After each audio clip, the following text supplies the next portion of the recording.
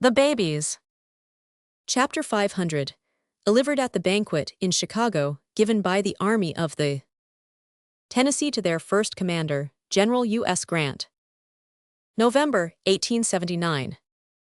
The 15th regular toast was the babies, as they comfort us in our sorrows, let us not forget them in our festivities.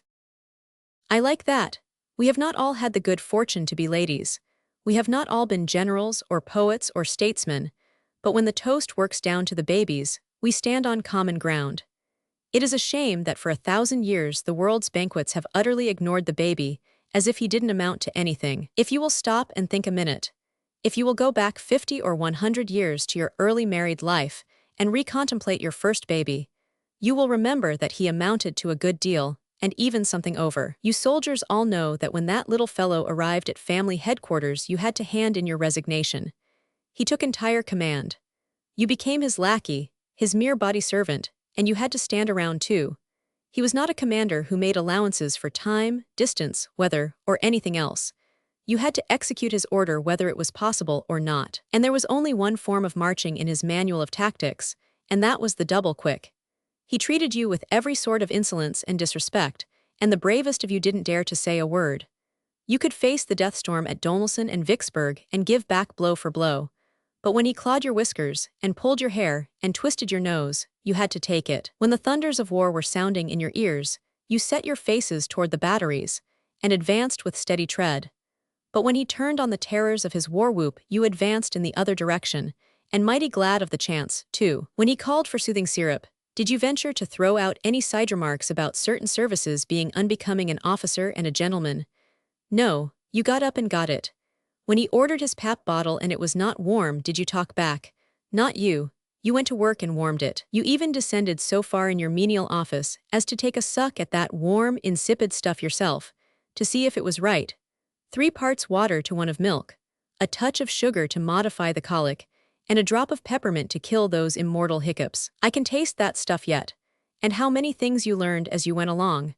Sentimental young folks still take stock in that beautiful old saying that when the baby smiles in his sleep, it is because the angels are whispering to him. Very pretty, but too thin, simply wind on the stomach, my friends. If the baby proposed to take a walk at his usual hour, 2 o'clock in the morning, didn't you rise up promptly and remark, with a mental addition which would not improve a Sunday school book much, that that was the very thing you were about to propose yourself? Oh, you were under good discipline, and as you went fluttering up and down the room in your undress uniform, you not only prattled undignified baby talk, but even tuned up your martial voices and tried to sing. Rock-a-bye Baby in the Tree-top, for instance. What a spectacle for an army of the Tennessee. And what an affliction for the neighbors, too, for it is not everybody within a mile around that likes military music at 3 in the morning. And when you had been keeping this sort of thing up 2 or 3 hours, and your little velvet head intimated that nothing suited him like exercise and noise, what did you do? You simply went on until you dropped in the last ditch. The idea that a baby doesn't amount to anything. Why, one baby is just a house and a front yard full by itself. One baby can furnish more business than you and your whole interior department can attend to. He is enterprising, irrepressible, brimful of lawless activities. Do what you please, you can't make him stay on the reservation. Sufficient unto the day is one baby.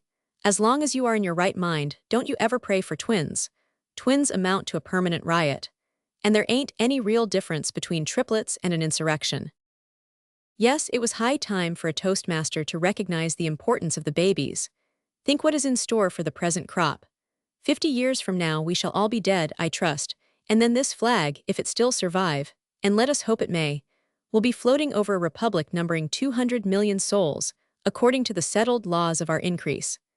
Our present schooner of state will have grown into a political leviathan, a great Eastern. The cradled babies of today will be on deck. Let them be well trained, for we are going to leave a big contract on their hands. Among the 3 or 4 million cradles now rocking in the land are some which this nation would preserve for ages as sacred things, if we could know which ones they are. In one of these cradles, the unconscious Farragut of the future is at this moment teething, think of it, and putting in a world of dead earnest, unarticulated but perfectly justifiable profanity over it too. In another, the future renowned astronomer is blinking at the shining Milky Way with but a languid interest, poor little chap, and wondering what has become of that other one they call the wet nurse.